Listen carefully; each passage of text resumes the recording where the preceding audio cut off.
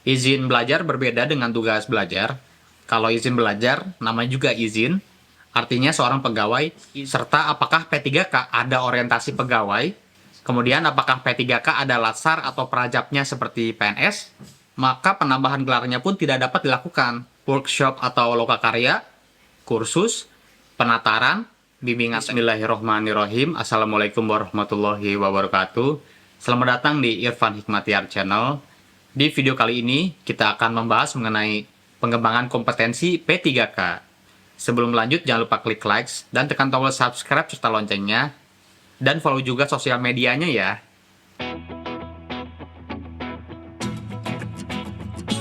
Berbicara mengenai pengembangan kompetensi P3K, tidak sedikit Sobat Irfan yang bertanya baik di YouTube maupun di sosial media.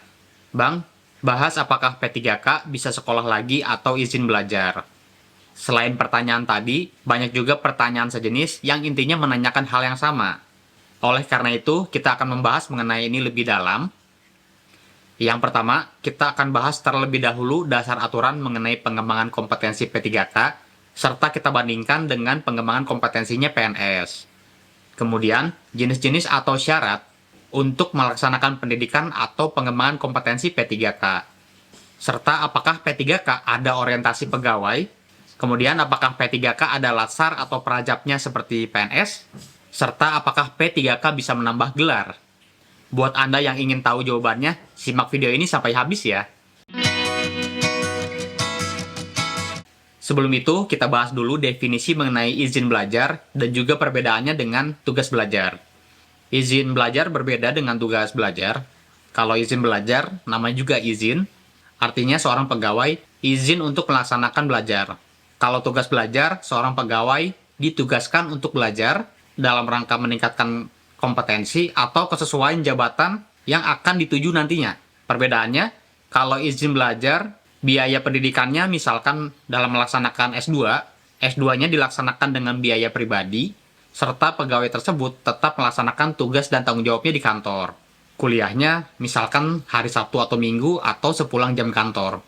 Kalau tugas belajar, seorang pegawai ditugaskan untuk belajar, sehingga karena ditugaskan, biaya belajarnya misalkan untuk melaksanakan S2, biaya S2-nya ditanggung pemerintah, serta pegawai tersebut dibebas tugaskan dari pekerjaan rutinitasnya di kantor.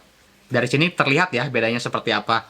Terus kalau gitu enakan tugas belajar dong, kan nggak harus kerja terus dibiayain juga kuliahnya. Nah di sini perbedaan tugas belajar dan izin belajar. Kalau tugas belajar artinya seorang pegawai tersebut harus melepaskan jabatannya, sehingga nggak dapat tunjangan sesuai dengan jabatannya. Kalau yang izin belajar, karena tetap bekerja, tunjangan tersebut tidak lepas. Sehingga dari sini ada plus minusnya, tergantung pertimbangan masing-masing. Di sini terdapat peraturan Lembaga Administrasi Negara Republik Indonesia nomor 15 tahun 2020 tentang pengembangan kompetensi P3K.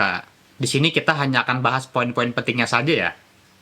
Baik, sebelum lanjut, buat yang belum tahu apa yang dimaksud dengan LAN atau Lembaga Administrasi Negara, berdasarkan peraturan, LAN adalah lembaga pemerintah non-kementerian yang diberi kewenangan melakukan pengkajian dan pendidikan dan pelatihan ASN sebagaimana diatur undang-undang. Jadi LAN adalah lembaga yang berwenang untuk melaksanakan pengkajian dan pendidikan di lingkungan ASN. Makanya di sini nama peraturannya adalah peraturan LAN. Selanjutnya pada pasal 2 disebutkan, peraturan lembaga ini menjadi pedoman bagi P3K dan pejabat yang bersangkutan dalam melaksanakan pengembangan kompetensi. Jadi sudah jelas peraturan ini menjadi dasar bagi pengembangan kompetensi P3K. Kecuali bagi P3K yang melaksanakan tugas jabatan sebagai JPT utama dan juga JPT Madya ya. Pada pasal 4 disebutkan, pengembangan kompetensi bertujuan untuk pengayaan pengetahuan P3K dalam lingkup kompetensi teknis, pemenuhan tuntutan kebijakan, dan atau penghargaan terhadap kinerja P3K. Selanjutnya pada pasal 5 disebutkan, setiap P3K memiliki kesempatan yang sama untuk mengikuti pengembangan kompetensi. Kemudian, pelaksanaan pengembangan kompetensi dilakukan paling lama 24 JP dalam 1 tahun masa perjanjian. Terkait jumlah JP minimal, ini berbeda dengan jumlah JP-nya PNS. Kalau di P3K, 24 JP maksimal dalam 1 tahun, kalau di PNS paling sedikit 20 JP dalam 1 tahun. Minimal 20 JP untuk PNS dan maksimal 24 JP untuk P3K. Kemudian, Pelaksanaan pengembangan kompetensi P3K berdasarkan penugasan tertulis dari pejabat yang bersangkutan serta sesuai dengan kebutuhan organisasi. Pada pasal 6 di sini disebutkan P3K dapat melakukan pengembangan kapasitas secara mandiri. Dan dalam rangka pengembangan kapasitas secara mandiri, kalau dilakukan dalam jam kerja, harus mendapatkan izin dari atasannya, dan kalau yang di luar jam kerja, harus menyampaikan pemberitahuan tertulis kepada atasannya. Maksudnya pengembangan kapasitas secara mandiri itu, contohnya seperti ini, misalkan saya seorang ahli komputer ingin belajar mengenai hacking, saya nggak masalah keluar dana secara pribadi, tapi pelaksanaan kursus tersebut dilaksanakan di jam kerja, dan juga ada yang dilaksanakan di luar jam kerja. Kalau yang di dalam jam kerja mesti izin tertulis ke atasan, kalau yang di luar jam kerja memberikan pemberitahuan secara tertulis kepada atasan. Kemudian pada pasal 18 disebutkan, bentuk pelaksanaan pengembangan kompetensi terdiri atas dua jenis, yaitu pelatihan klasikal dan juga pelatihan non-klasikal. Selanjutnya, pelatihan klasikal menekankan pada proses pembelajaran tatap muka di dalam kelas, yang antara lain melalui A. Pelatihan, seminar, konferensi atau sarasehan, workshop atau lokakarya, kursus, penataran, bimbingan teknis, dan atau sosialisasi. Selanjutnya pada pasal 20, pelatihan non-klasikal ditekankan pada pembelajaran praktik kerja dan atau pembelajaran di luar kelas, yang antara lain seperti coaching, mentoring, e-learning, pelatihan jarak jauh, belajar mandiri, dan atau komunitas belajar. Selanjutnya pada pasal 27 disebutkan, bagi P3K yang dinilai melaksanakan pengembangan kompetensi dan mempunyai kinerja sangat baik, dapat menjadi pertimbangan untuk perpanjangan perjanjian kerja, sepanjang formasi jabatannya masih tersedia.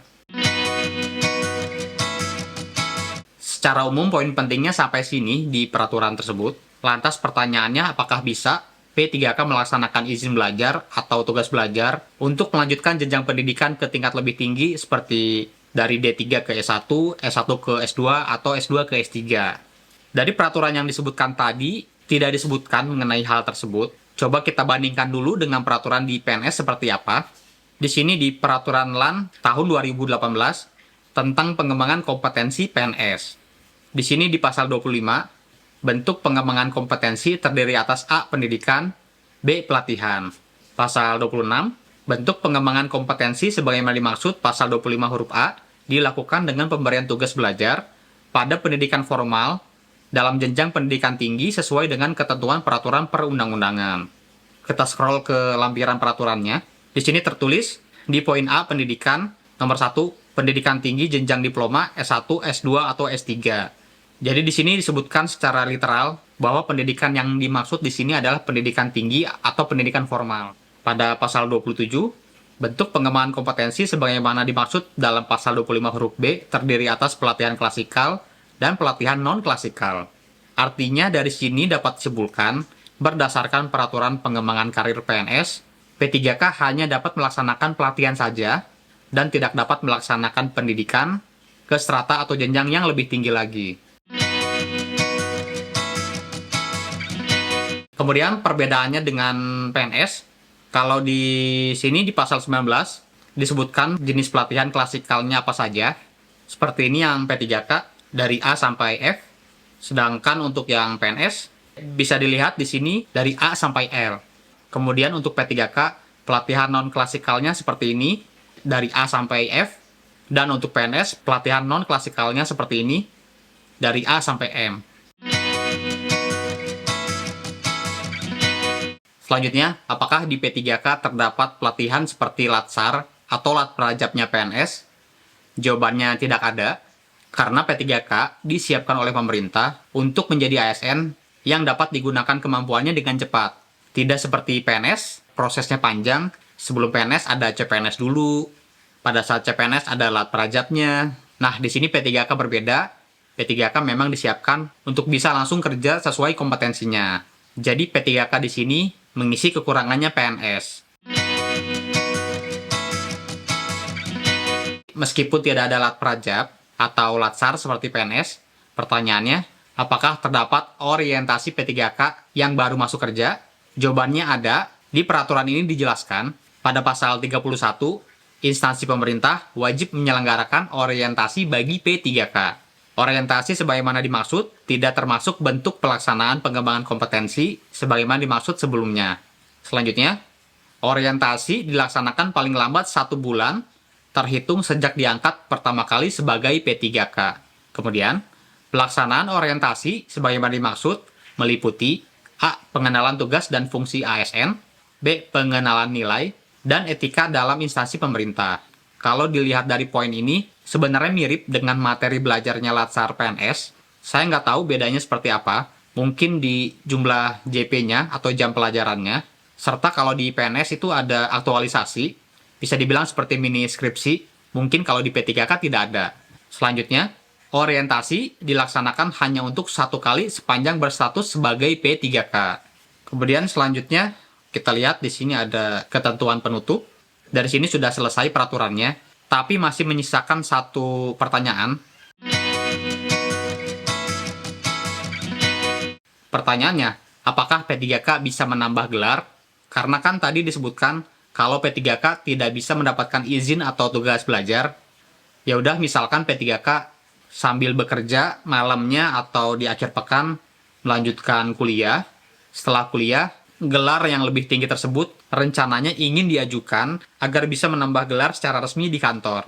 Apakah bisa seperti itu? Di sini tidak ada jawabannya secara langsung. Namun kalau kita lihat lebih dalam di peraturan PNS, persyaratan untuk pencantuman gelar atau penambahan gelar dari BKN seperti ini. 1. Terdapat surat pengantar atau usul. 2. SK kenaikan pangkat terakhir atau SK CPNS. 3. Fotokopi surat izin belajar atau tugas belajar. 4. Ijazah dan transkrip nilai. 5. Sertifikat akreditasi jurusan. 6.